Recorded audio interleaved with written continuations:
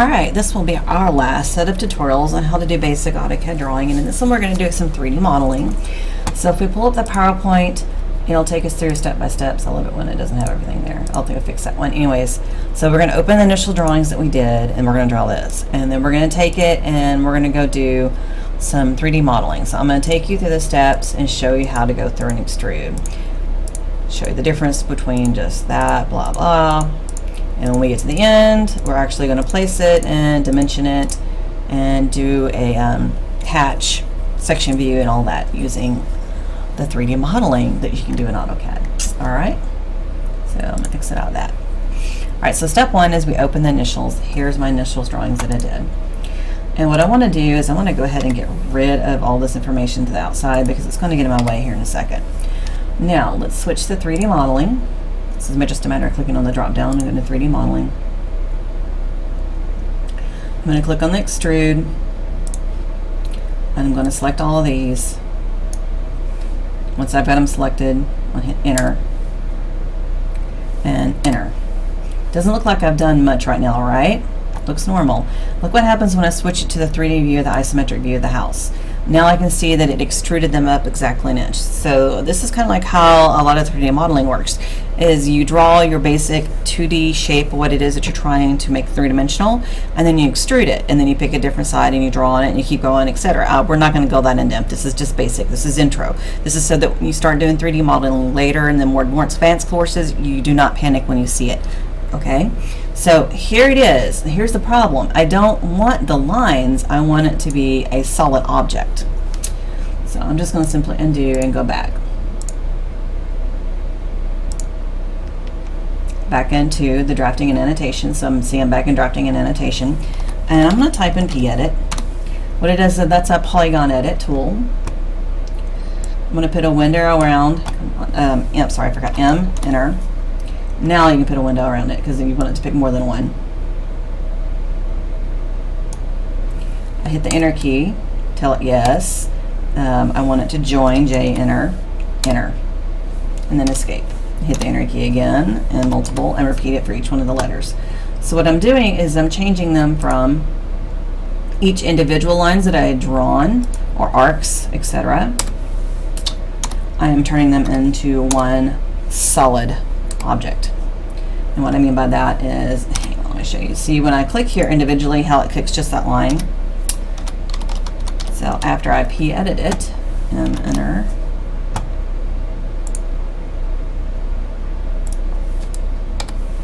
yes, join, 0, escape.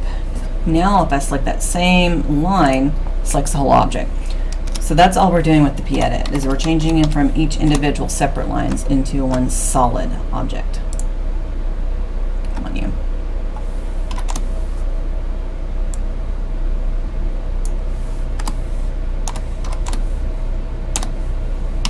That's all I did. I just changed them into solid objects. Go back into my 3D mode. Back into 3D modeling. Back to extrude. Select everything, the exact same steps that I did previously. Enter, one, enter. And now I go look at it in the isometric 3D home view, and now I can see that I have my SHSU. It's a nice and 3D solid object, right? All right, so let's select the title block at the bottom here. We're going to go over, and I'm going to delete the viewport and the information that's given there. Before I go any farther, I need to go ahead and do a save as. And I'm going to save it to my ACAD folder. And this one will be 3D modeled. And actually it should be problem 13. Problem number 13, 3D modeled initials. Alright, so I got rid of that so that I can place everything in here. Now this is where it starts to get a little cool and starts to get a little fun. I'm going to go to Base from Model Space. And what I'm doing is I'm telling it to find a 3D model. Now this is the front view of it, because when you draw two-dimensional AutoCAD, you're drawing from the top. So you're drawing straight down. And I don't want to see the front view. I actually want to see the top view. I want to turn that into my front view. The way you do that is you click on the little drop downs here. Come on. and you go pick the view you want. So I actually want the top. Come on. Cancel. No, I want you. Come on. I want you down over here. There we go. And then I'm going to click OK. At that point in time, it lets me start projecting. I'm just going to project over the right side view, and I'm going to project up here, and all I'm doing is moving my mouse and clicking the isometric of it. Now I'm going to right click and tell it enter. And so good, I can see everything I want, except for I don't want this to be wireframe. So I'm going to double click on that, and I'm going to change that from hidden to shaded but visible. And escape. Let me show you something real quick. Sometimes, here,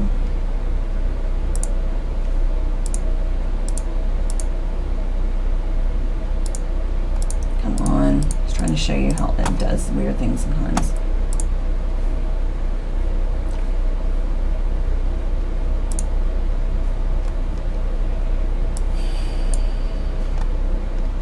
Sometimes the default view is wireframe. That's what I'm trying to find it, so I can change it to show you. Under render, I believe is where it's at. So it's in a different place. Sometimes you have to go play until you go find where it's at. I know there's a way to view, change the view. There it is. I was in the right place, under view. Right now I've got it changed to realistic. If you have it in wireframe, that's what it's going to look like. So if you need to change it to different shapes, different examples, you can come in here. I can go in and say, hold on, wait a minute, I just want wireframe. It'll show me the wireframe layout for it, shaded with. So there's different views that you can change it to under the view option. I like to keep it at plain old realistic because that makes the most simple for my brain to understand. So just so that you know, you can change that view if it comes up and it comes up weird. All right, so here we go. It says Sam Houston State University. We have all that right. Now we want to do a section view, and then we're going to want to go in and dimension it. So we'll dimension and section it. Now, how the heck do I do a section? This is how hard you do a section. Go to layout and go to section, select full. Come down here so we can see a little better, and just pick somewhere on it. And then middle with your mouse, left, left, left, over.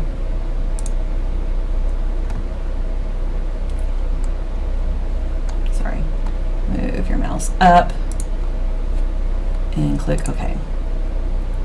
Notice how it automatically did all that for you. See, it automatically picks 6 scale, blah, blah, blah, blah, blah. Hit the escape key. And I really wouldn't want that text to be. So I'm going to change it to a smaller text. I'm going to say 12 and Arial, because that's what all of our dimensioning is going to be. So we're going to want it to match that in a second. And I can change that by coming right here and changing it to dimension.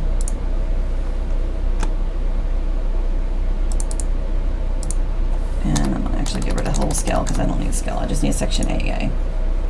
So it tells me that section 8A matches this AA here. Now, let's say you accidentally draw this section line in the wrong place, that cutting plane.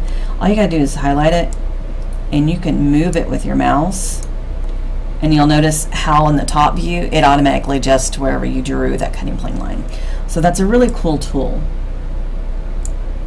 So after all this time learning how to do the cutting planes and learning how to do sections and all this, students sometimes get a little irritated with me because they're like, why didn't you show me how to do this in the first place?